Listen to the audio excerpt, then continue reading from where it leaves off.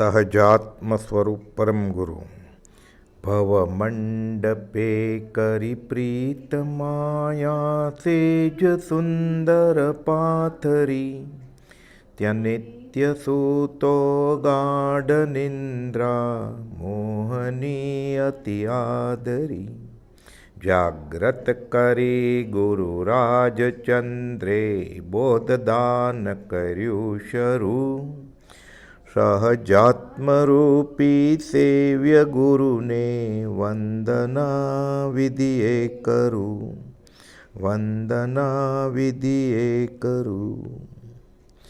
परमात्मा श्रीमद राजचंद्र भगवानना वचनामृत वंचाय छे पत्रांक 418 बे कड़ीना दोहरा छे 12 लाइनना।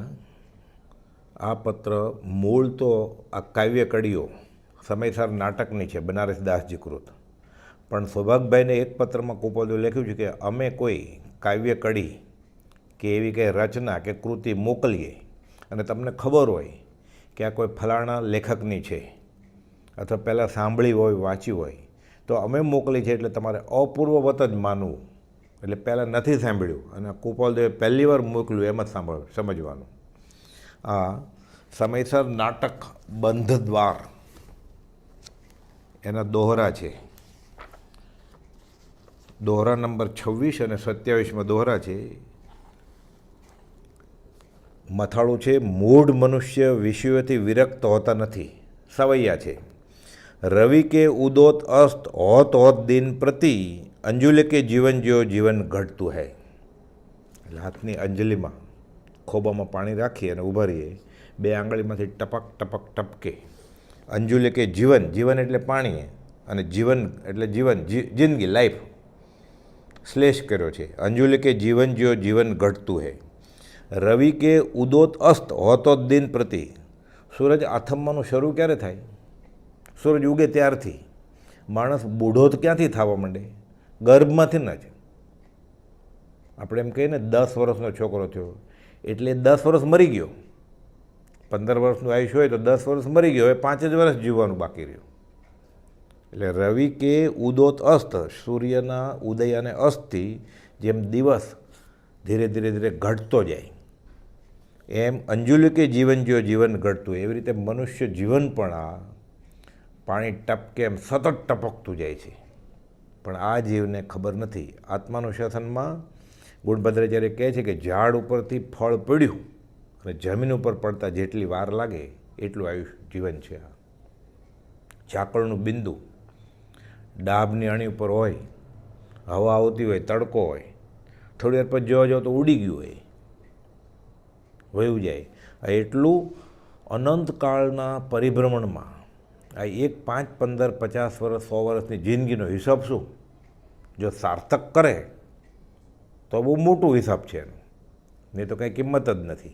કુપોદે લખ્યું છે કે આ મનુષ્ય દેહની એક પળ રત્ન ચિંતામણી સમાન છે, પણ જો આત્માર્થ ન સાધે તો એની ફૂટી બદામની કિંમત નથી। એ જમાનામાં બદામનું ચલણ હતું એટલે 1 રૂપિયાનો 1600મો ભાગ થાય। બ્રહ્મચારીએ સમજાવ્યું છે મોક્ષમાળા વિવેચનમાં, એટલી એ કિંમત ન થયાની।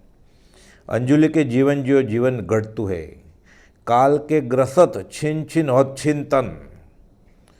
કાળ સમયે સમયે જીવ મરી રહ્યો છે અને આમ પણ જેને આત્માર્થ નથી એ ભાવ નિંદ્રામાં તો સૂતો જ છે અનંતકાળથી। કુંભકર્ણ તો 6 મહિને ઉઠતો હતો અને 6 મહિને પાછા સૂઈ જાય, આ અનંતકાળથી સૂતેલો જ છે। એટલે ગોપાલદેવે પુષ્પમાળામાં પહેલું વાક્ય લખ્યું કે ભાવ નિંદ્રા ટાળવાનો પ્રયત્ન કરો। રાત્રિ વ્યતિક્રમી ગઈ, પ્રભાત થયું, એ ઉઠો। કાલ કે ગ્રસત છીન છીન હોત છીન તન, એક એક ક્ષણ આ કાળથી કપાતી જાય છે। ક્ષણ ક્ષણ ભયંકર ભાવ મરણે જીવ મરે છે, સમયે સમયે મરણ નજીક જઈ રહ્યો છે જીવ। આરે કે ચલત માનો કાઠ તો કડતું હે। આરા એટલે કરવતના આરા હોય ને, કાપે લાકડું, એનો ભૂકો વેરાય, એ લાકડું છેદાતું જાય છે, એમાં જીવનું આયુષ્ય આરે કે ચલત માનો કાઠ તો કડતું હે। લાકડું જેમ કપાય કરવતથી એવી રીતે જીવન એનું ક્ષણ ક્ષણ ઓછું થતું જ જાય છે। કબીર કહે છે કે આ એમ સમજે છે કે નવું છોકરું જન્મે ને થાળી વગાડે છે, બધાને ભેગા કરે, મીઠાઈ વેચે. એને ખબર નથી કે આવન જાવન તો આ રીત છે સંસારની. એક આવે ને એક જાય. એ તે પરી મૂર્ખ ન ખોજે પરમાર્થ કો. આ મૂર્ખ તો પણ હજી પરમાર્થ શોધતો નથી, આત્માર્થ સાધતો નથી. અને આમાં શાસ્ત્ર ન વાંચ્યા હોય તોય ખબર પડે એવું છે. કાશી ન ગયો હોય, સંસ્કૃત અર્ધમાર્ગ ન આવડતું હોય, ઊંડો અભ્યાસ ન હોય શાસ્ત્રનો, તો મરણ ઘર ઘરનો નિયમ છે. અને આ અનુભવ છે, અને જોયું છે, આંખો દેખાય અહેવાલ. કોઈનું માનવું પડે કે તું મરી જાય છે એવું નથી, અનુભવની વાત છે. એટલે કહે છે મૂર્ખ. એ તે પરી મૂર્ખ ન ખોજે પરમાર્થ કો. મૂર્ખ છે આ. સ્વાર્થ કે હેતુ ભ્રમ ભ્રમ ભારત ઠટતું હે. ભાર ઉપાડે છે ખોટો. હું કરું એ જ અજ્ઞાનતા શકટનો ભાર જેમ શ્વાન તાણે. આત્માનું શાસનમાં આ મૂર્ખ વિશે જ્ઞાનીઓ અનુગ્રહ દયાથી ઠપકો આપે છે કે આ મૂર્ખ છે જીવ. 72મો શ્લોક છે. રે રેટના જળ સમગળે આયુષ્ય ક્ષણ ક્ષણ જીવનું તન દુષ્ટ આયુની ગતિને અનુસરી ક્ષીણ ત્યાં થતું. તન આયુ તુજની આ સ્થિતિ સ્ત્રી પુત્ર પરથી શું તને મતિહીન નૌકા મધ્ય ભ્રમથી સ્થિર પોતાને ગણી. મતિહીન એ મૂર્ખ અહીંયા આવ્યું ને. એ તે પરી મૂર્ખ ન ખોજે પરમાર્થ કો. અહીંયા ગુણભદ્રાચાર્ય આત્માનો શાસ્ત્રમાં કહે છે કે મતિહીન આ મૂર્ખ છે કે ભર દરિયે નાની એવી હોડી, એમાં પગ પોળા કરીને ઊભો છે આરામથી. હમણાં એક મોજું આવશે અને હોડી ઊંધી થઈ જશે. અરહટ એટલે યંત્ર રેંટના ઘડાનું પાણી જેમ ક્ષણે ક્ષણે વહી રહ્યું છે. એટલે કોષ કાઢે ને પહેલાંના જમાનામાં રેંટ કહેવાય. તેમ પ્રાણીનું આયુષ્ય પણ ક્ષણે ક્ષણે ઘટી રહ્યું છે, ક્ષીણ થઈ રહ્યું છે. અંજુલી કે જીવન જો જીવન ઘટતું હે. આયુષ્ય જેમ જેમ ઘટતું જાય તેમ તેમ તેની સાથે આ શરીર પણ ક્ષીણ થતું જાય છે. તને દુષ્ટ આયુને ગતિને અનુસરી ક્ષીણ ત્યાં થતું. જેમ જેમ આયુષ્ય પૂરું થતા આવે એમ શરીર નબળું થતું જાય, 5 ઇન્દ્રિયો શિથિલ થતી જાય, એની ખાવાની, ચાલવાની, બોલવાની શક્તિ ઘટતી જાય, સુવાનું વધતું જાય. પછી આળસ અને પ્રમાદ વધતો જાય, કેમ કે તાકાત ઘટતી જાય. તો મનથી કદાચ નથી એ કરવું, પણ શું કરે, હવે શરીર ચાલે જ નહીં તો. એટલે આ દુષ્ટ શરીર. કેમ દુષ્ટ કીધું? એ સમજણું તો ત્યારથી છેલ્લા શ્વાસ સુધી એ શરીર માટે જ બધું કર્યું છે એણે. એને ભૂખ લાગે તો ખવડાવે, તરસ લાગે તો પીવડાવે, એને ગરમી થાય તો ઠંડક કરે, અને ઠંડી લાગે તો ધાબળો ઓઢાડે. સવારે ઉઠે ત્યારથી ચા પાણી નાસ્તાથી લઈ નાવું ધોવું, દાઢી, હરવું ફરવું બધું શરીર માટે જ કરે છે છેલ્લા શ્વાસ સુધી. દવા દારૂ કરે. આત્મા માટે કંઈ ઇન્જેક્શન નથી લીધા એણે, આત્મા માટે દવાઈ નથી લીધી, આત્મા માટે ખાધું નથી કાંઈ એણે, સ્વાદ માટે ખાધું છે. એટલે બધું શરીરને પોષવું એ બે વફા છે. એટલે કહે છે તન દુષ્ટ. કેમ બે વફા? એ પોતાને વફાદાર નથી, આયુષ્યને વફાદાર છે. આયુષ્ય ઘટતું જાય, એ ક્ષીણ થતું જાય છે. એટલે કહે છે આ દુષ્ટ શરીર પણ આયુષ્યની નશ્વરતાનું અનુકરણ કરી એની સાથે સાથે જાય છે. જેની સાથે એકમેક જેવો સંબંધ છે તેવું આ શરીર પણ આમ ક્ષણે ક્ષણે જીવથી જુદું થઈ જવાનો અભ્યાસ કરી રહ્યું છે, તો પ્રેક્ટિસ કરે છે. આની ઉપરનો શ્લોક છે 71મો, એમાં લખે છે રે આયુ શ્વાસોશ્વાસથી અભ્યાસ તન તજવા કરે. હાફે ને શ્વાસ લઈ આપણે આ શું કરે છે? જીવને નીકળી જવું છે. એટલે જન્મ્યો ત્યારથી પ્રેક્ટિસ કરે છે મરવાની, ઉચ્છ્વાસથી. રે આયુ શ્વાસોશ્વાસથી અભ્યાસ તન તજવા કરે, અને શરીર છોડી દેવું છે. પણ હજી છોડાય એમ નથી, આયુ કર્મના બંધીમાં છે. એટલે પછી પાછો અંદર શ્વાસ લે છે, પછી પાછો છોડવાની કોશિશ કરે છે. એમ ઊંઘમાંય મરવાની જ કોશિશ કરે છે. એટલે જીવને ભાગી નીકળવું છે. પછી ક્યાં જવું છે એ ખબર નથી. એટલે વગર વિચારે કોટ્યાવધી યોજનો ચાલ્યા જ કરે છે. રે આયુ શ્વાસોશ્વાસથી અભ્યાસ તન તજવા કરે, પણ લોક વાંછે અન્યથા જો થવા અજરામર કરે. એને અજર અમર થઈ જવું છે. અને આ તો ક્ષણે ક્ષણે બૂઢું થતું જાય છે, ક્ષણે ક્ષણે મરણ તરફ જાય છે. એટલે કે જે આ જીવ નિરંતર ઉચ્છ્વાસ અને નિશ્વાસ દ્વારા શરીરમાંથી નીકળી જવાનો અભ્યાસ કરે છે, પ્રેક્ટિસ કરે છે, મરવું છે નહીં. અર્થાત આયુષ્ય શ્વાસોશ્વાસની સાથે સાથે ઓછું થતું જાય છે. એમ વ્યવહારમાં કહેવાય કે જીવ જન્મે ને ત્યારે નક્કી કર્યો કે એના 3 લાખ, 4 લાખ, 2000 કે 15 લાખ શ્વાસ લેવાના છે, પછી એક શ્વાસ એનો ઓછો અધિકો થાય નહીં.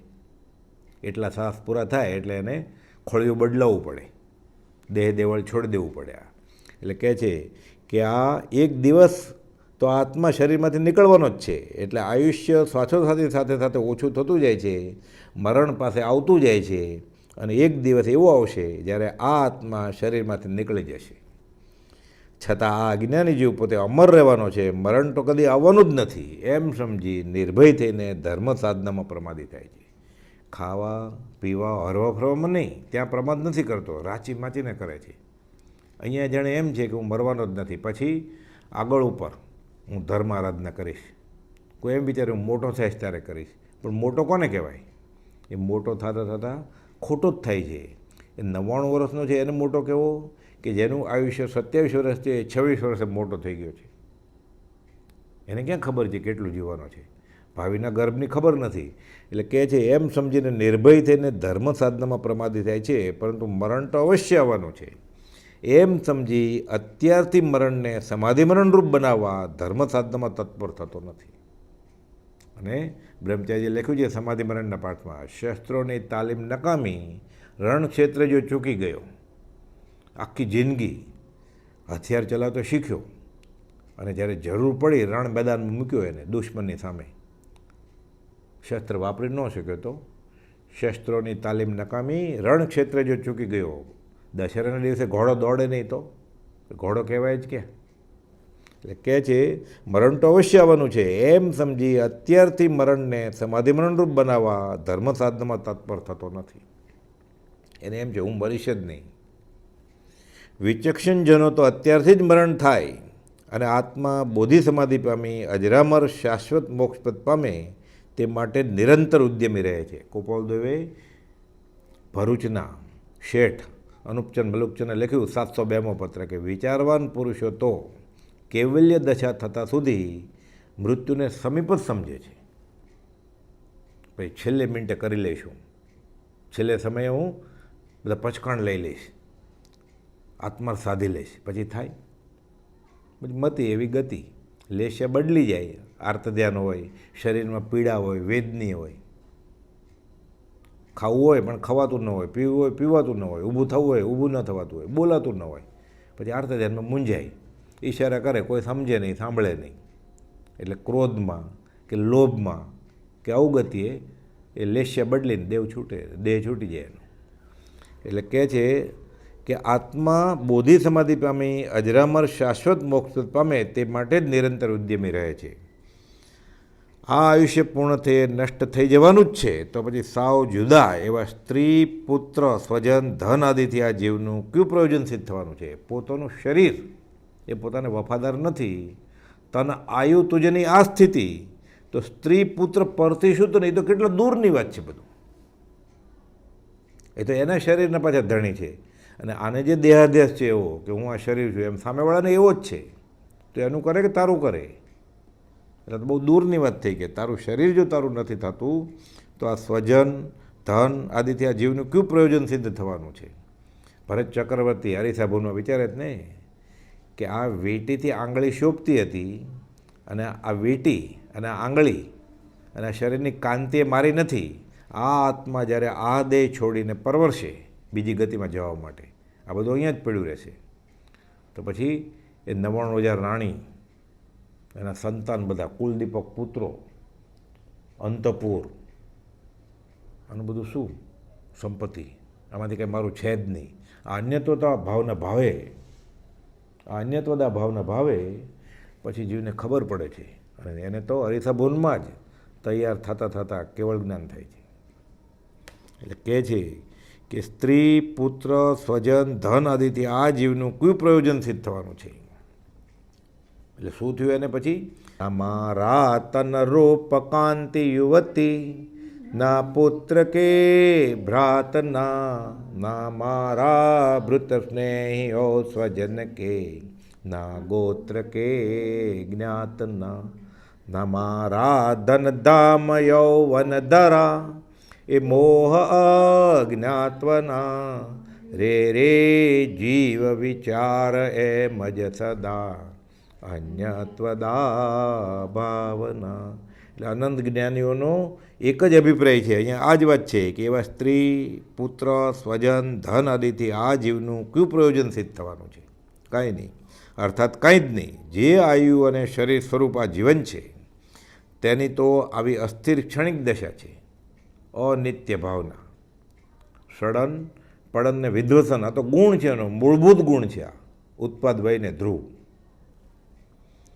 તો પ્રગટ જુદા એવા સ્ત્રી પુત્ર આદિથી સ્થિર શી રીતે થઈ શકવાના છે, તથા તેનાથી આ જીવનું શું કાર્ય સિદ્ધ થવાનું છે?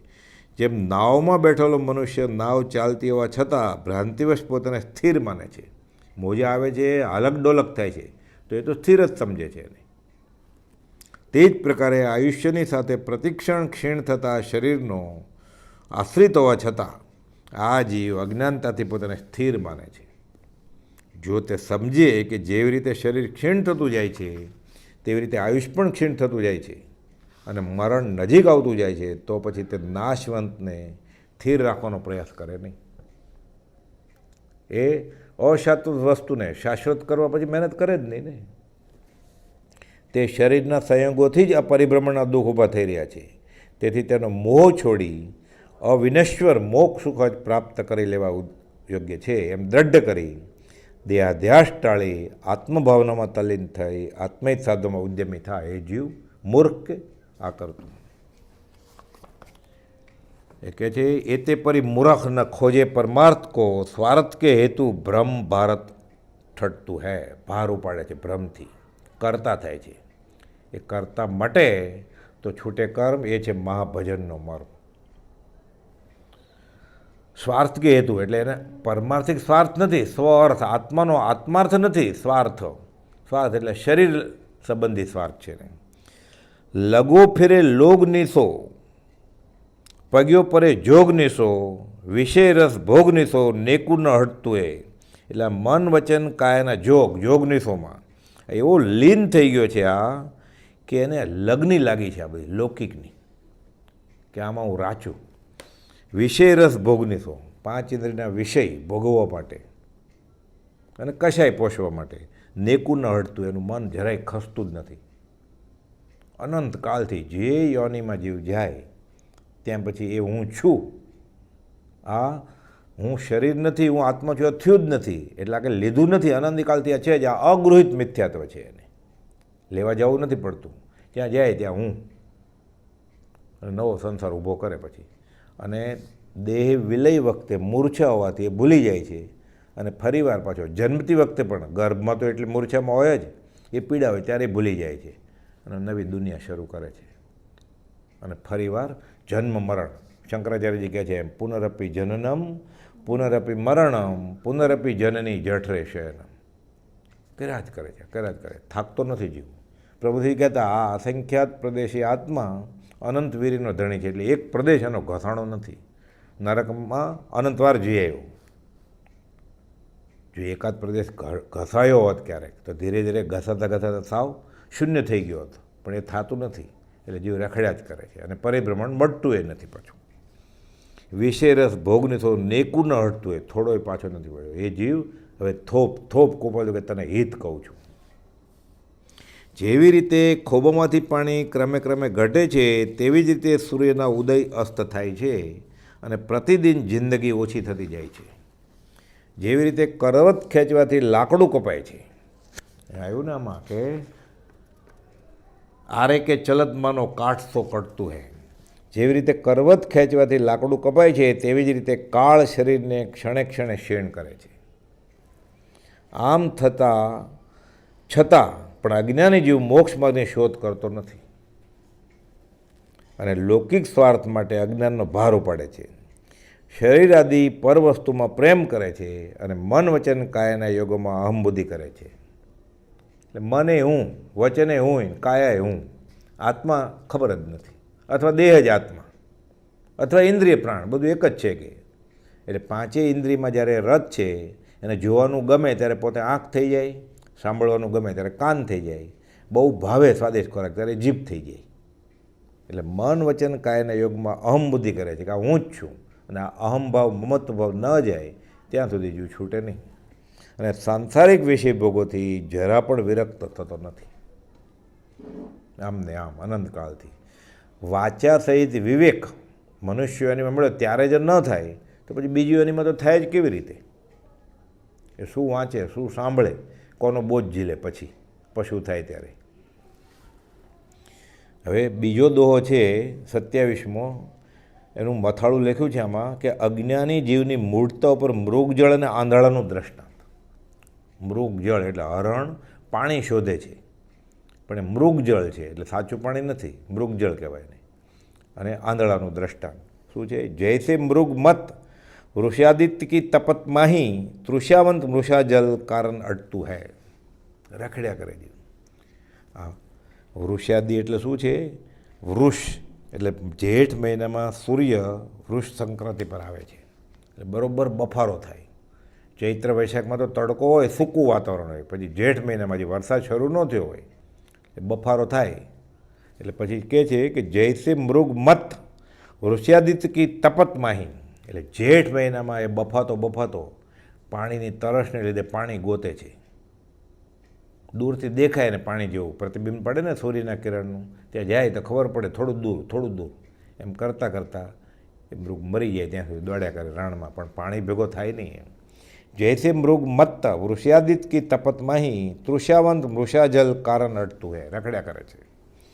તૈસે ભવવાસી માયાઈસો હિત માની, એમાં ભવ ભ્રમણ કરે છે જીવ, મને આ સંસારમાં સુખ મળશે, આજે નહીં તો કાલે સુખ મળશે એમ કરતાં હિત માની આ માયા એટલે મા એટલે નહીં ને યા એટલે છઠ્ઠી વિભક્તિ છે, સ્ત્રીલિંગ, આ છે જ નહીં જે, એમાં એ હિત માનીને હરણની જેમ દોડ્યા જ કરે છે કે હવે મળી જાય, હવે સુખી થાય છે, કાલે સુખી થાય છે.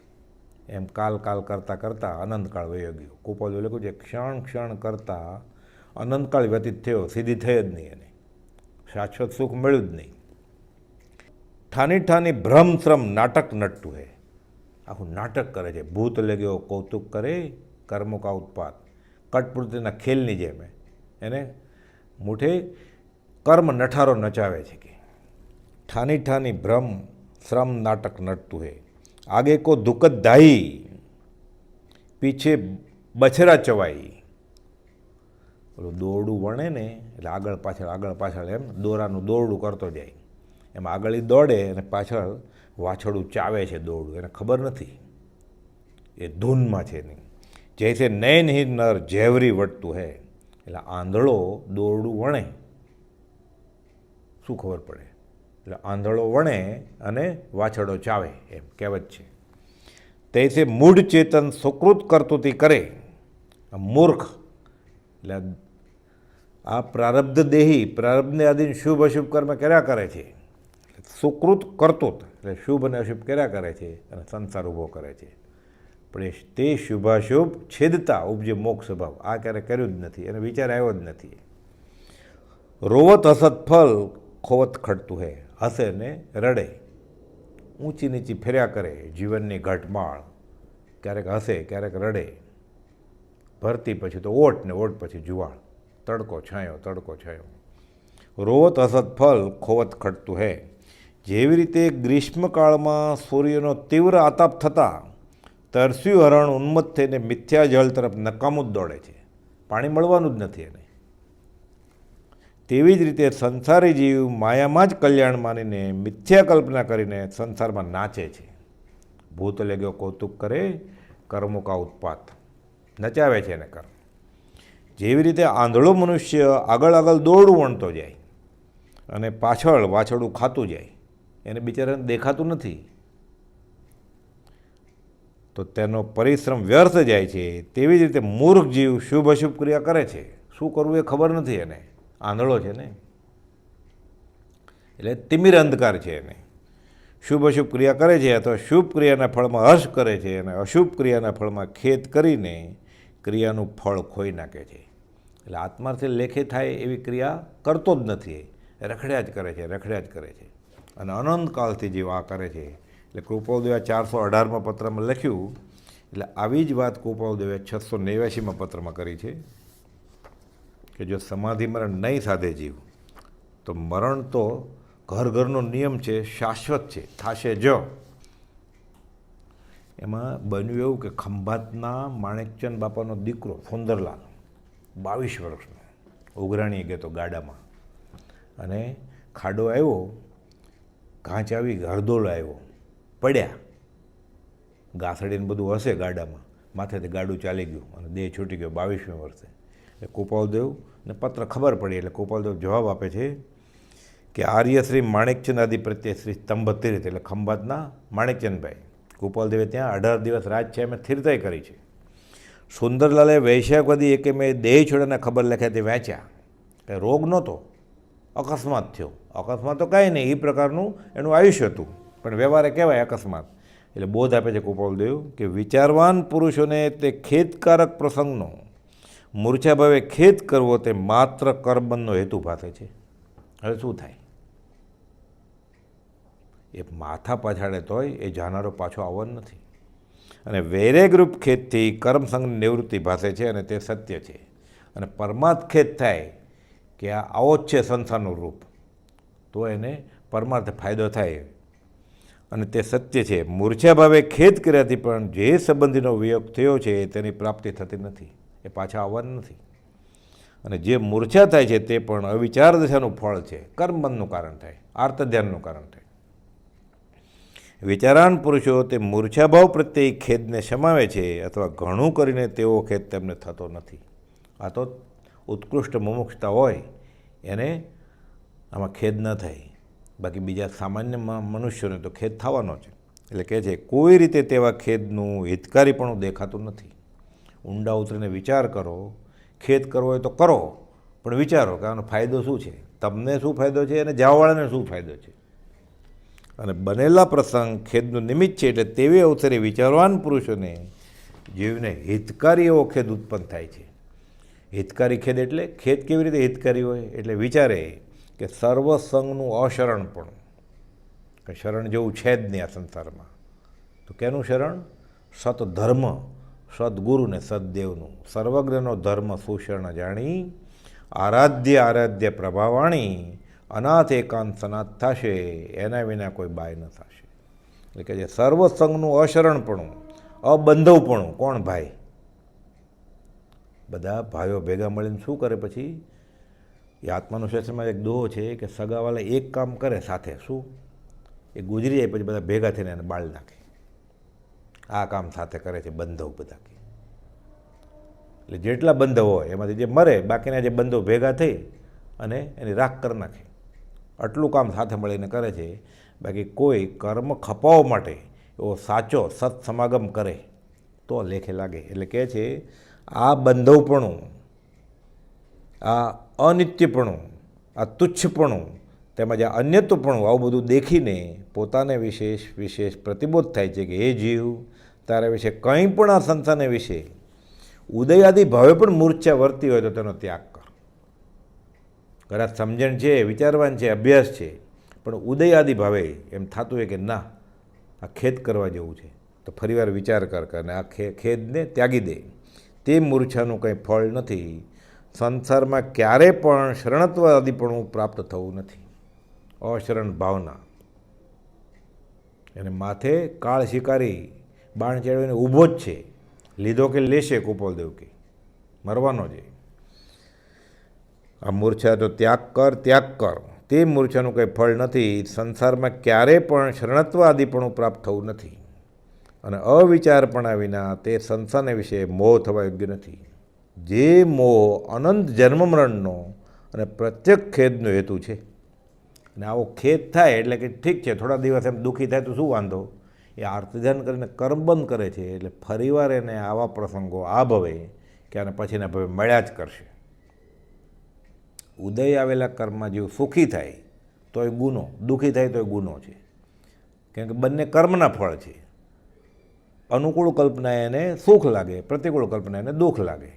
એટલે જે કર્મ ફળને વેદતો આત્મા સુખી દુઃખી થાય છે, તે ફરી બાંધે અષ્ટવિધના કર્મને દુઃખ બીજને. 8 પ્રકારના કર્મો, એનું બી એ સુખી દુઃખી થાય એટલે વાવે છે.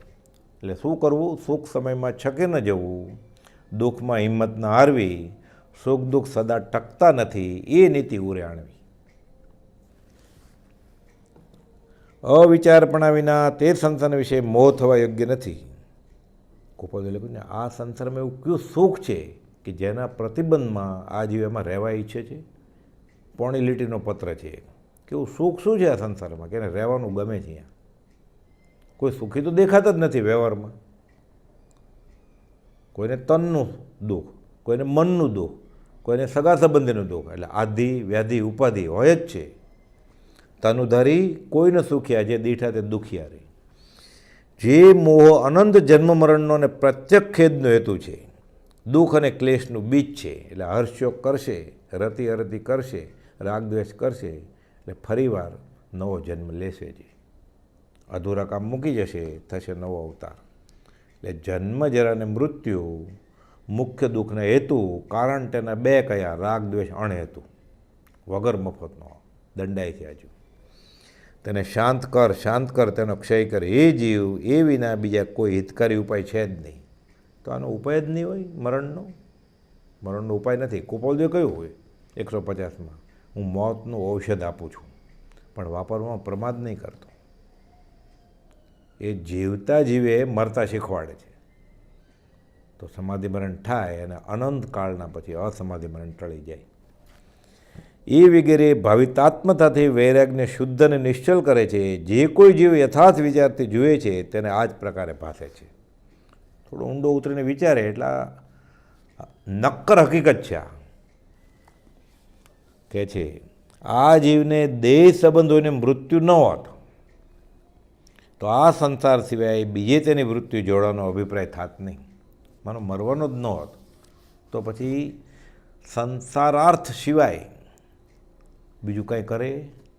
આત્માનો વિચાર જ કેમ ઉગે એને? 5 ઇન્દ્રિયો, છઠ્ઠું મન એને પોષા કરે. પછી આ જીવને દેહ સંબંધોને મૃત્યુ ન હોત તો આ સંસાર સિવાય બીજે તેની મૃત્યુ જોડાવાનો અભિપ્રાય થાત જ નહીં. મુખ્ય કરીને મૃત્યુને ભયે પરમાર્થરૂપ બીજે સ્થાને કે વૃત્તિ પ્રેરી છે. આનો કોઈ ઉપાય ખરો કે નહીં? ગૌતમ બુદ્ધ વિચારે છે, આનો કોઈ ઉપાય ખરો કે નહીં? પછી સંસાર છોડે છે. નહીં તો સંસાર કોઈ છોડત જ નહીં. આમાં કુપોલદેવ લખે છે કે જેટલા જ્ઞાની પુરુષો, જેટલા વિચારવાન પુરુષો થયા છે, આ મૃત્યુનો ભય ન હોત તો આટલા થાત જ નહીં. મૃત્યુને ભયે પરમાર્થરૂપ બીજે સ્થાને કે વૃત્તિ પ્રેરી છે તે પણ કોઈક વિરલા જીવને પ્રેરિત થઈ છે. એટલે નહીં તો દુઃખ ગર્ભિત વૈરાગ કાર્યકારી થતો નથી. થોડા દિવસ રહે પછી પાછા હતા ત્યાં ત્યાં કે મર્યા પાછળ કંઈ મરાતું નથી. આ મરણ ઘરનો નિયમ છે. મિથ્યા ક્ષમતામાં જીવ પાછો સંસાર અભિનંદી થઈ જાય છે. ઘણા જીવોને તો બાહ્ય નિમિત્તથી મૃત્યુભય પરથી બાહ્ય ક્ષણિક વૈરાગ પ્રાપ્ત થઈ, દુઃખ ગર્ભિત વૈરાગ વિશેષ કાર્યકારી થયા વિના નાશ પામે છે. માત્ર કોઈક વિચારવાન અથવા સુલભ બુદ્ધિ કે હળુકર્મી જીવને તે ભય પરથી અવિનાશી નિશ્રેયસ્પદ પ્રત્યવૃત્તિ થાય છે. કે એવો કંઈ ઉપાય છે કે મરણ ટળી જાય? કોક વિરલાને એવો વિચાર આવે. મૃત્યુભય હોત તો પણ તે મૃત્યુ જો વૃદ્ધાવસ્થાએ નિમિત્ત પ્રાપ્ત થતું હોત તો પણ જેટલા પૂર્વે વિચારવાનો થયા છે તેટલાય થાત નહીં કંઈ. અર્થાત વૃદ્ધાવસ્થા સુધી તો મૃત્યુનો ભય નથી. હમણાં તો કંઈ વાંધો નથી 90 વર્ષ સુધી. પછીની વાત પછી. હમણાં 89 વર્ષ તો મજા કરી લે, છેલ્લા 6 મહિનામાં હું ધર્મ કરી લઈશ પછી. એટલે કહે છે વૃદ્ધાવસ્થા સુધી તો મૃત્યુનો ભય નથી એમ દેખીને પ્રમાદ સહિત વર્તત. મૃત્યુનું અવશ્ય આવું દેખીને તથા તેનું અનિયમિતપણે આવું દેખીને ગમે ત્યારે આવી જાય તે પ્રસંગ પ્રાપ્ત થઈ સ્વજનાદિ સૌથી અરક્ષણપણું દેખીને થાય દવા બદારું કરાવડાવે, કોઈ મરણનો ઈલાજ ન કરી શકે. સ્વજનાદિ સૌથી અરક્ષણપણું દેખીને પરમાર્થ વિચારોમાં અપ્રમત્તપણું જ હિતકારી લાગ્યું અને સર્વસંગનું અહિતકારીપણું લાગ્યું. આમાંથી કાંઈ કામ આવે એવું નથી. અનાથી મુનિ, નબી રાજર્ષિ, બધી કથાયુગની જે વાર્તાઓ છે, બધી પૈસા, કુટુંબ, હોદ્દો, અધિકાર કાંઈ કામ આવે નહીં. છેલ્લે પરમાર્થ વિચારોમાં અપ્રમત્તપણું જ હિતકારી લાગ્યું અને સર્વસંગનું અહિતકારીપણું લાગ્યું. વિચારવાન પુરુષોને તો નિશ્ચય નિસંદેહ સત્ય છે, ત્રિકાળ સત્ય છે એમ લાગે એને કે આ જ વાત સાચી છે. મૂર્છાભાવનો ખેદ ત્યાગીને અસંગભાવ પ્રત્યે ખેદ વિચારવાને કર્તવ્ય છે. ઘણા લાંબા કાળના વિચારે આ જ્ઞાનીનું આ વચન એને આત્મસાત થાય કે આ સાચી વાત છે. નજરે જોવે છે પણ એ માનવા તૈયાર નથી.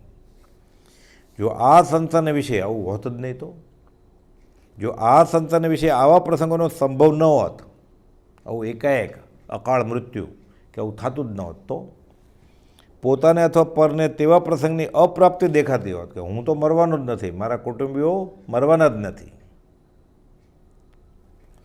અશરણાદિપણું ન હોત, તો પંચ વિષયના સુખ સાધનનું કશું ન્યૂનપણું પ્રાય નહોતું.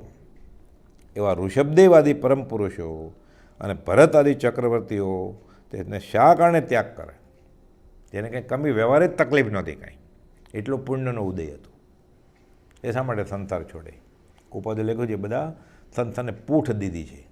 શા માટે? એકાંત અસંગપણું શા કારણે ભજત? આવી જ વાત કુપાઉદેવે 728માં કરી છે.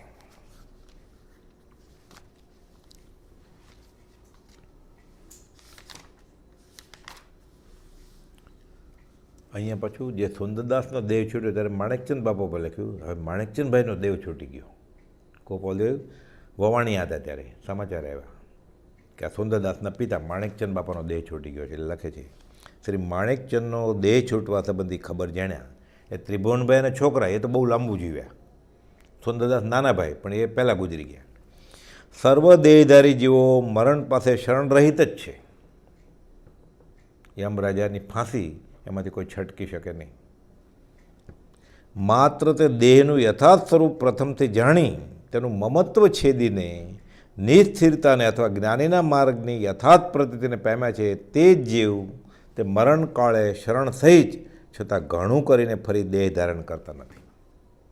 આવું શરણ હોય તો તે ભવે અથવા ભાવિમાં થોડા કાળે પણ સ્વસ્વરૂપમાં સ્થિતિ કરે એટલે મોક્ષ થઈ જાય. પછી 692માં લખ્યું છે. અથવા મરણકાળે દેહના મમત્વ ભાવનું અલ્પત્વ હોવાથી પણ નિર્ભય વર્તે છે. ડર ન લાગે. જ્ઞાની અનિત્ય જીવનમાં પણ નિત્યપણું પ્રાપ્ત કરે છે. ડર નીકળી જાય એનો. પ્રભુજી કહેતા ને, દુનિયા મરને સે ડરે મેરે મન ઉમંગ, કબ મરીશું કબ ભેટશું પૂરણ પરમાનંદ. એ કહેતા મૃત્યુ મહોત્સવ. જેને અહીંયા કરતાં સારી ગતિમાં જવાનું છે, જેને દેવું છે નહીં ખાસ, એને કેનો ડર છે? મરણકાળે શરણ સહિત છતાં ઘણું કરીને ફરી દેહ ધારણ કરતા નથી અથવા મરણકાળે દેહના મમત્વ ભાવનું અલ્પત્વ હોવાથી પણ નિર્ભયપણે વર્તે છે. દેહ છૂટવાનો કાળ અનિયત હોવાથી વિચારવાન પુરુષો અપ્રમાદપણે પ્રથમથી જ તેનું મમત્વ નિવૃત્ત કરવાનો અવિરુદ્ધ ઉપાય સાધે છે. એટલે પહેલેથી જ પછી કરી લે છે એમ નહીં. હમણાં વાત આવી ને 702માં પત્રમાં કે પછી હું સંથારો લઈ લઈશ, હું સમાધિમરણ કરી લઈશ, હું વ્રતના નિયમને એવું બધું લઈ લઈશ, પછી કાંઈ ન થાય. જે કાલે કરવાનું છે આજે કર, અને આજે કરવાનું છે અત્યારથી જ કર. શુભસ્ય શીઘ્રમ. આના માટે મુહૂર્ત જોવડાવવાનું નથી. અને એ જ તમારે અમારે સવે લક્ષ્ય રાખવા યોગ્ય છે. પ્રીતિબંધનથી ખેદ થવા યોગ્ય છે. વ્યવહારિક પ્રીતિબંધન હોય એટલે ખેદ થાય, તથાપિ એમાં બીજો કોઈ ઉપાય નહીં હોવાથી તે ખેદને વૈરાગ્ય સ્વરૂપમાં પરિણમન કરવો એ જ વિચારવાનને કર્તવ્ય છે. એટલે બીજો કોઈ રસ્તો જ નથી, બીજી પસંદગી જ નથી આ જીવને. સૌભાગભાઈનો દેહ વિલયના આગલા અઠવાડિયે કુપાલદેવ બધા પત્ર લખે છે, ઉત્કૃષ્ટ સમાધિમરણ થાય એવા.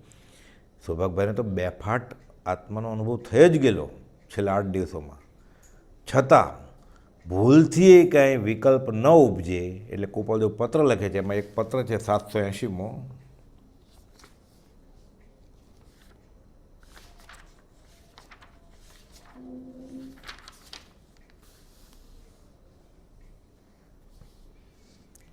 મથાળે લખે છે, જેને કોઈ પણ જીવ પ્રત્યે રાગ દ્વેષ રહ્યા નથી તે મહાત્માને વારંવાર નમસ્કાર, એટલે વિતરાગને. અને જેને સમાધિમરણ કરવું છે એને કોઈ પણ વસ્તુ ઉપર મરણ સમયે રાગ દ્વેષ છોડવાના છે, રતિ અરતિ છોડવાની છે. જો થોડીક ઈચ્છા કે ભાવ કે કર્તૃત્વ ભાવ રહી ગયો તો ફરીવાર ત્યાં આવવું પડે. કુપાલદેવ કહે છે ને 217માં પત્રમાં, ભરતજીને હરણના સંગથી ભવની વૃદ્ધિ થઈ હતી. ખાલી મરણ પથારીએ સૂતા સૂતા એટલું વિચારે છે કે હરણનું બચ્ચાનું શું થશે, કોણ ધ્યાન રાખશે. તે વૃત્તિ રહી ગઈ અને હરણીના પેટમાં જન્મ લેવો પડ્યો. એટલે આ બધું આગળથી જ તૈયારી હોય તો છેલ્લે શક્ય બને, પણ છેલ્લી મિનિટે કંઈ થાય નહીં. કે છે પરમ યોગી એવા શ્રી ઋષભદેવાદી પુરુષો. ઋષભદેવાદી એટલે બધા તીર્થંકર, અનંત 24, શ્રમણો ઝીણો તીર્થંકરો, એ રીત સેવી માર્ગને બધા સિદ્ધિ વેરાઈ બધા અનંત 24 જીન્નમ. પરમ યોગી એવા શ્રી ઋષભદેવાદી પુરુષો પણ જે દેહને રાખી શક્યા નથી. બધા અતિશયુક્ત જીવન, અતિશયુક્ત વાણી, બધી મહાસિદ્ધિ, પણ અહીંયા ચાલે એવું નથી કે પોતાની વસ્તુ જ નથી. બરો એક આતમ તામ મમજ્જુકીનો, એની વસ્તુ જ નથી. તો પરમ યોગી એવા શ્રી ઋષભદેવાદી પુરુષો પણ જે દેહને રાખી શક્યા નથી. રામ, કૃષ્ણ કે ઋષભનાથ ભગવાન, તે દેહમાં એક વિશેષપણું રહ્યું છે કે તે એ કે તેનો સંબંધ વર્તે ત્યાં સુધીમાં જીવે અસંગપણું, નિર્મોહીપણું કરી લઈ અબાધ્ય અનુભવ સ્વરૂપ એવું નિજ સ્વરૂપ જાણી લેવાનું અને બીજા સર્વભાવ પ્રત્યેથી વ્યાવૃત્ત એટલે છૂટા થઈ જવાનું. છેલ્લે ભાવ છોડી દેવાના. તોય આખી જિંદગી જે ભૂલ થઈ ગઈ એ થઈ ગઈ. આ બધું કરી લે તો બધું માફી મળે એને પછી, કે જેથી ફરી જન્મ મરણનો ફેરો ન રહે. તે દેહ છોડતી વખતે જેટલા છે અસંગપણું, શરીર જ પોતે નથી તો શરીરને લગતા સંબંધી એના નથી. તો આ તો ચેતનની વાત થઈ પોતાની, અને સગા સંબંધી બધા જીવ, જડ વસ્તુ એ કોઈ પણ એની વસ્તુ જ નથી કાંઈ. કૃપાલદેવ એ પણ સૌભાગભાઈને મોકલ્યું, ચિત્ર સારી ન્યારી, કે આ બધું મારું કાંઈ છે જ નહીં એમાંથી. આ ઘર, આ દીવાનખાનું, આ પાટ, આ કપડાં, આ ઉપકરણો, આમાંથી કાંઈ મારું છે જ નહીં. તે દેહ છોડતી વખતે જેટલા અંશે અસંગપણું, નિર્મોહપણું કે યથાર્થ સમરસપણું રહે છે તેટલું મોક્ષપદ નજીક છે એમ પરમ જ્ઞાની પુરુષોનો નિશ્ચય છે. એટલે એને વધારે ભાવ ન હોય, 1-2 ભાવમાં છૂટી જાય છે. પછી કોઈ કંઈ પણ મન વચન કાયાના યોગથી અપરાધ થયો હોય, જાણતા કે અજાણતા, તે સર્વ વિનયપૂર્વક ખમાવું છું. કૃપાલદેવ ખમાવી લે છે. સુભાગભાઈને ખબર છે દેહ ક્યારે છૂટવાનો છે, કૃપાલદેવને ખબર છે. આ દેહે કરવા યોગ્ય કાર્ય તો એક જ છે કે કોઈ પ્રત્યે રાગ અથવા કોઈ પ્રત્યે કિંચિત માત્ર દ્વેષ ન રહે. એટલે રાગ દ્વેષ ન રહે, સર્વત્ર સમદશા વર્તે, એ જ કલ્યાણનો મુખ્ય નિશ્ચય છે. આ તો કૃપાલજીની અનુભવવાણી છે. પોતે તો 20 વર્ષે લખ્યું છે, અમને કોઈ રાજ્યમતી જેવો યોગ આવો અમે રાગ નહીં કરીએ, અમને કોઈ ગત સુકુમાર જેવો યોગ આવો અમે દ્વેષે ન કરીએ. એ પોતાની દશા છે જ. એ મથા લખે જેને કોઈ પણ પ્રત્યે રાગ કે દ્વેષ રહ્યા નથી તે મહાત્માને વારંવાર નમસ્કાર. એટલે પોતે તો અનુભવી છે આ દશા, એ રીતે નમસ્કાર કરે છે અને આ બોધ આપે છે. એટલે મૃત્યુનું આવું તો નિશ્ચય છે, એમાં ફેરફાર થાય એમ જ નથી. જૈન, જૈનેતર, વેદાંત, ઉપનિષદ, કબીર આ જ વાત કરે છે. કબીર તો કહે છે, કબીર ગાફિલ ક્યો ફિરે, ક્યાં સોતા ઘનઘોર, તેરે શેરાને જામ ખડા જો અંધિયારે ચોર. હમણાં આવ્યું ને કે સ્વાર્થ માટે મોહના નશામાં ભટક્યા કરે છે સંસારમાં, ઠામ ઠામ ખુશ થવા માટે, સુખી થવા માટે. પણ તારે માથે તો જામ એટલે યમરાજા ઊભા છે. તો શું નિર્ભય થઈને કૃપાલદેવ લખ્યું છે, જેને મૃત્યુની સાથે મિત્રતા હોય અથવા જે મૃત્યુથી ભાગી છૂટી શકે એમ હોય, અથવા હું નહીં જ મરું એમ જેને નિશ્ચય હોય, ભલે સુખે સુવે. તારે માથે કોપીરીઓ કાળ, ઊંઘ તને સિદ્ધ ને આવે.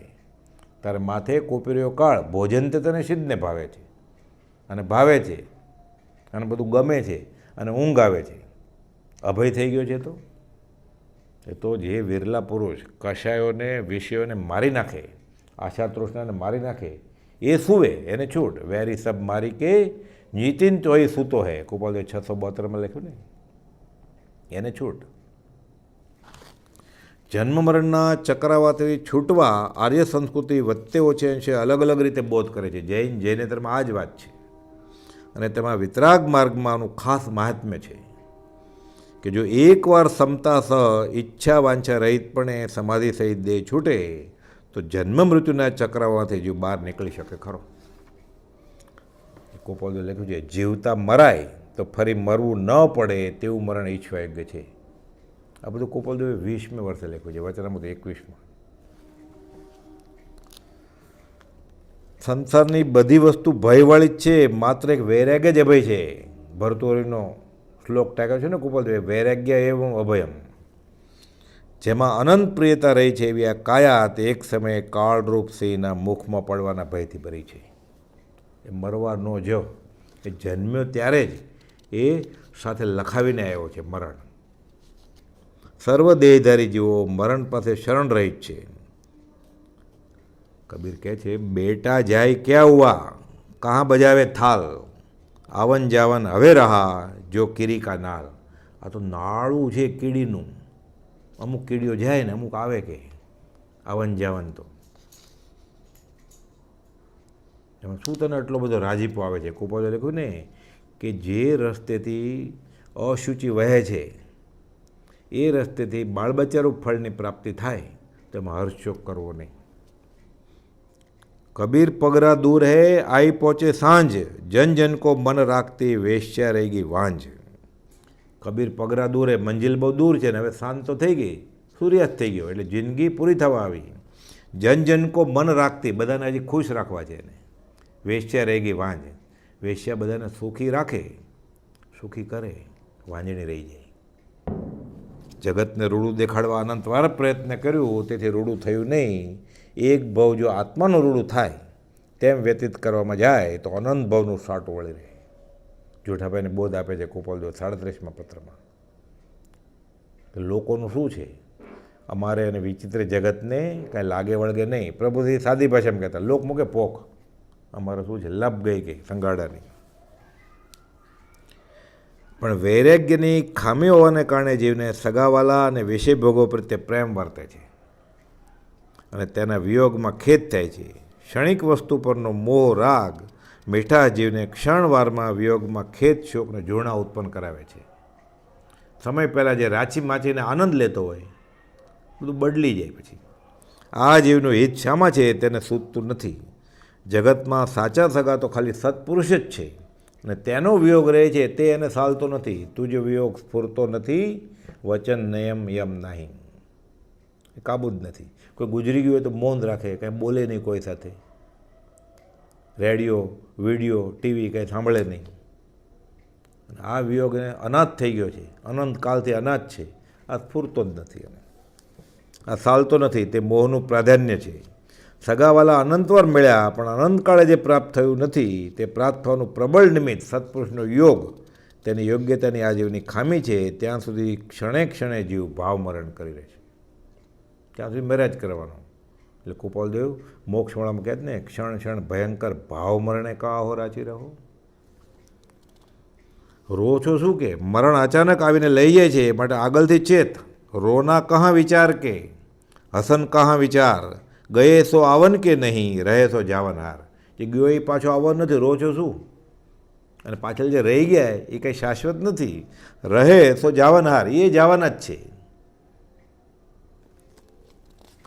મરણના મુખ આગળ બાળ યુવા અને વૃદ્ધ સર્વે ઓરાયેલ છે, પણ આ જીવ હજી સમજતો નથી. જે પ્રાણીઓ દેહ ધારણ કરે છે તે પ્રાણીઓ તો દેહનો ત્યાગ કરવાના જ છે, મર્યા જ કરે છે. આ નિયમ છે ઘર ઘરનો. એવું ને, અંજુલી કે જીવન જો જીવન ઘટતું એમ આપણને પ્રત્યક્ષ અનુભવ સિદ્ધ થાય છે. તેમ છતાં આપણું ચિત્ત તે દેહનું અનિત્યપણું વિચારી નિત્ય પદાર્થના માર્ગને વિશે ચાલતું નથી. એ શોચની વાતનો વારંવાર વિચાર કરવો યોગ્ય છે. આ પોતાનો દેહ પણ જ્યારે ત્યારે એમ જ ત્યાગવાનો છે. મૃત્યુના ખેદકારક સમાચાર જાણે ત્યારે ક્ષણિક એને દિલગીરી થાય, પછી પાછો જીવ રીઢો ગુનેગાર, પીટીના પીરિયડને એમ જૈસે થે એવું થઈ જાય છે. ને સંસારના આવા અનિત્યપણા લઈને જ જ્ઞાનીઓ વૈરાગ્ય બોધ્યો છે. અને આ નહીં સમજાય ત્યાં સુધી જીવને આ દુઃખ મટવાનું નથી. શરીરનું દુઃખ માત્ર ઔષધ કરવાથી મટી જતું હોત, કે રોગ મટી જતા હોત તો જીવ અમર થઈ જતા. એટલે એવી કોઈ દવા શોધાણી નથી, એવો કોઈ મંત્ર નથી, મૃત્યુંજય મંત્ર. એટલે મંત્ર તંત્ર ઔષધ નહીં, જેથી પાપ પલાય, વિતરાગ વાણી વિના અવરનો કોઈ ઉપાય. અને આ તો સર્વ પ્રકારના ભયને રહેવાનું સ્થાન છે આ સંસાર. કુપોલદેવ ઉપદેશ છે એમાં લખ્યું છે, કોઈનો 20 વર્ષનો પુત્ર મરી ગયો હોય તે વખતે જીવને એવી કડવાશ લાગે કે સંસાર ખોટો છે, કે જીવા જેવું છે જ નહીં, હવે ખાલી આત્મા સાધી લઉં. બીજે જ દિવસે એ વિચાર બાહ્યવૃત્તિ વિસ્મરણ કરાવે છે કે એનો છોકરો કાલ સવારે મોટો થઈ જશે. છોકરો ગુજરી ગયો, છોકરાનો છોકરો કાલે મોટો થઈ જાય છે કે સંસારમાં આવું થાય જ છે ને કે એવું થતું જ આવે છે. શું કરીએ, આવું થાય છે. પણ એમ નથી થતું કે તે પુત્ર જેમ મરી ગયો તેમ હું પણ મરી જઈશ. વારા પછી વારો, આજે તારો કાલે મારો. અને જે જાય છે બોધ આપતો જાય છે પાછળવાળાને કે તારે મારી પાછળ જ આવવાનું છે. માટે સમજીને વેરેગ પામી ચાલ્યો જાઓ તો સારું. આમ વૃત્તિ થતી નથી અને વૃત્તિ ત્યાં છેતરે છે. એટલે જીવ આ રીતે પોતાના અનુભવ સિદ્ધ વાત છે એ અંતરથી વિચાર કરે વિવેકપૂર્વક તો મોહ નિંદ્રામાંથી જાગે જીવ. અને એકવાર સમાધિ મરણ કરે તો અનંતકાળના અસમાધિ મરણને ટળી જાય. પછી બ્રહ્મચારીજીએ પ્રજ્ઞાબોધમાં પાર્શ્વનાથ ભગવાનના ચરિત્રમાં તેમના આગલા ભાવની વાત કરી છે. 18મું પુષ્પ પાર્શ્વનાથ પરમાત્મા ભાગ 2 24મી ગાથા. એક દિન આનંદ રૂપ દેખે પળ્યું એક, ભોગ ઉદાસીન ભાવ સ કરે વિચાર વિવેક. આનંદ રાજાને સફેદ વાળ દેખાણો, ઉદાસીન ભાવ આવ્યો, નિમિત્ત મળ્યું. વિચાર વિવેક કરે છે કે બાળકાય કુંપળ સમી, યૌવન પાન સમાન, પાકું પાન જરા સમય, મરણ વાયરો માન. એટલે સરખામણી કરે છે કે બાળકની કાયા કેવી છે? કુંપળ સમી, નાના કૂણા પાન. યૌવન પાન સમાન, ભર યુવાની, પાન મોટું થઈ ગયું. પાકું પાન જરા સમય, બુઢાપો પીળું પાન થઈ ગયું, ખરશે ગમે ત્યારે, ખર્યું કે ખરશે. મરણ વાયરો માન, હવા આવી પાકું પાન ખરી જાય. કોઈ ગર્ભ વિશે મરે જન્મતા કોઈ, બાળપણામાં પણ મરે યુવાન મરતા જોઈ. ભર યુવાની મરે, કોઈ બાળપણમાં જ મરે, કોઈ પ્રસૂતિ વખતે જ મરી જાય, અને કોઈ ગર્ભમાં જ સુવાવડ મરીને જ નીકળે. એટલે એનો મનુષ્ય દેહ પતી ગયો ત્યાં ગર્ભમાં જ. 2 મહિના 4 મહિના જેટલા દિવસ હોય એટલા દિવસ. નિયમ નહીં વર્ષો તણો, મરણ અચાનક થાય. એક નિયમ નક્કી ખરો, જન્મે તે મરી જાય, જે જાયું તે જાય. આ નિયમ છે. ગિરી નીચે નદી ઉતરે તેમ જીવન વહી જાય. નદીનું મૂળ હોય કૈલાસ પર્વત ઉપર, એ ઉતરે, પડતી જાય છે. ગિરી નીચે નદી ઉતરે તેમ જીવન વહી જાય છે. એ રોકી શકાય નહીં. ભોગ મગ્ન જીવ ઊંઘતો, મરણ સમય પસ્તાય.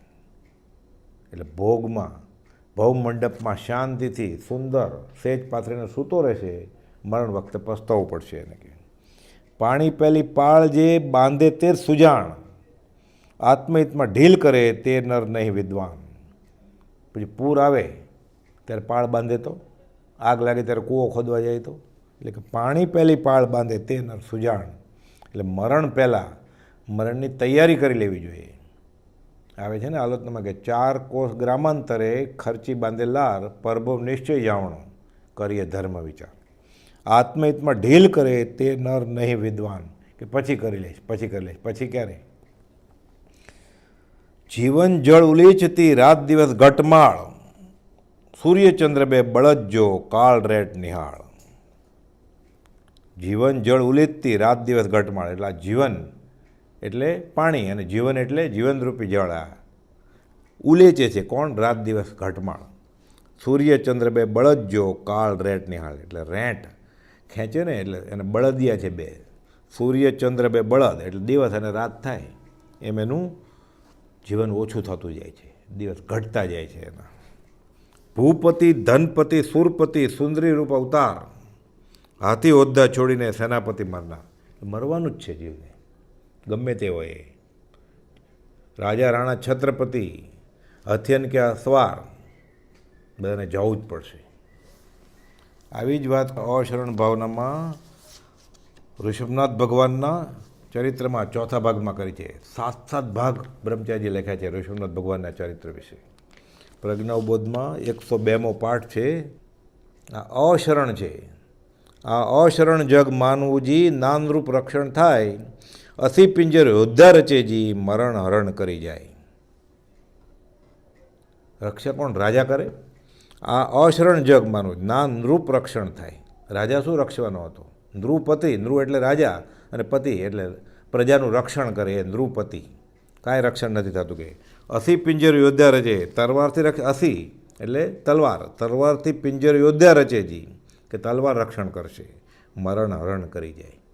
પણ મરણ સૌથી મોટું બળવાન શસ્ત્ર છે કે સર સરિતા ગિરિની ગુફાજી જલ્દી કે પાતાળ. સરોવર, નદી, ગિરિની ગુફા, જલ્દી કે પાતાળ, આકાશ પાતાળ, જ્યાં જાય ત્યાં. સ્વર્ગ દુર્ગમ ગઢ નહીં જી, જ્યાં ન પહોંચે કાળ. કાળ ક્યાં ન પહોંચે? 14 રાજલોકમાં પાછળ ને પાછળ જ છે. છુપાઈ ક્યાં? ઔષધિ અમી સમી મળે જી, ઇન્દ્ર સમા સ્વામી હોય. સાચી ઇન્દ્રની રાણી, ઇન્દ્ર પાસે તો અમી હોય. અમી ઔષધિ રૂપ મળે. ઇન્દ્ર સમા સ્વામી છે. વજ્ર સમા આયુજ છે, હથિયાર છે. યમદૂતને મારે તો વજ્ર, મરે ઇન્દ્રાણી તોય. તો ઇન્દ્રાણી અમર નથી. હવે ઇન્દ્રની આ સ્થિતિ હોય તો પછી બીજા જીવોનું શું પૂછવું? આ બાપડા પ્રાણીનું કુપોલ દુખે છે. હરે હરણ હરી જંગલેજી, તેમ મરણની ફાળ.